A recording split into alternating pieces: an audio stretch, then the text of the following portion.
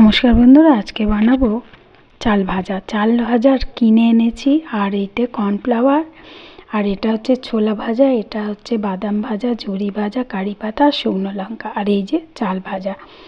এইটাকে সুন্দর করে চাল ভাজাটাকে একদম অসাধারণ করে নেওয়ার জন্য কিছুই করতে লাগবে না, সবই তো তৈরি আছে।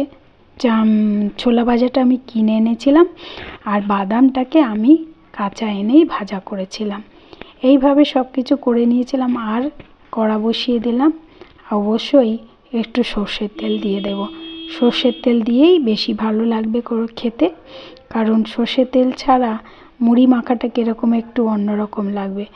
দিয়ে দিয়েছি কড়াই সর্ষের তেল, আর বেশ কিছুটা শুকনো লঙ্কাকে আমি টুকরো টুকরো করে দিলাম, কারণ যাতে ঝালটা মুড়ির মধ্যে যায়। আর দিয়ে দিলাম কারি পাতা, দিয়ে এইবারে দিয়ে দিচ্ছি সব কারি পাতা। অনেকগুলোই কারি পাতা দিতে হবে, কারণ মুড়ি প্রায় 1 কিলো মতন, মুড়ি না সরি চাল ভাজা, সেইগুলো দিয়ে দিয়েছি। এবার এক এক করে সব দিয়ে দেব ছোলা ভাজা, বাদাম ভাজা, তেলের সঙ্গে একটু নেড়ে নেব। প্রথমে দিলাম বাদাম ভাজাটা, তারপরে দেব ছোলা ভাজা, একটুখানি নেড়ে চেড়ে নিয়েই দিয়ে দেব ছোলা ভাজা। দিয়ে দিলাম ছোলা ভাজা। এগুলো ভাজাই ছিল, তাই বেশি ভাজতে হবে না, তেলের সঙ্গে একটু নেড়ে নিলেই খেতে অসাধারণ লাগবে। বন্ধুরা, একবার অন্তত বানিয়ে খেয়ে দেখতে পারেন। আশা করছি যারা চায়ের সঙ্গে বিস্কিট খেতে ভালোবাসেন না, বা টিফিনে কিছুই ভালো লাগছে না, তখন কিন্তু এই যে খাবারটা অসাধারণ লাগবে।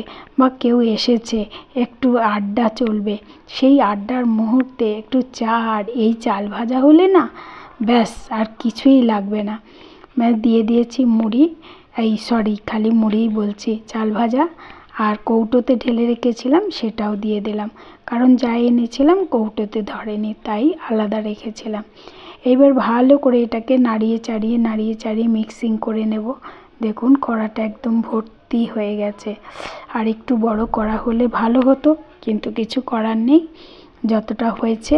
এখন আস্তে আস্তে দেখছি একটু কমছে, আর দিয়ে দিলাম কর্নফ্লাওয়ারগুলোকে করে একটুখানি ভেঙে দিয়ে দিলাম, কেন অনেক বড় বড় ছিল তাই। এইভাবে নেড়ে চেড়ে বেশ হাত দিয়ে একটু মুখে দিয়ে দেখতে হবে মুচমুচে হয়েছে কি না। তারপরে হয়ে গেছে আমার। এবার কি করলাম, আমাদের নিচে যে ভাড়া আছে তাকে দিয়ে আসবো। 1 বাটি তার জন্য বেড়ে নিলাম। আমার ঘরে এসেছিল, তাদেরকে চায়ের সঙ্গে দিয়েছিলাম। খেয়ে বলেছিল, আন্টি এটা খুব সুন্দর খেতে, তাই তাদের জন্য 1 বাটি দিয়ে দিলাম।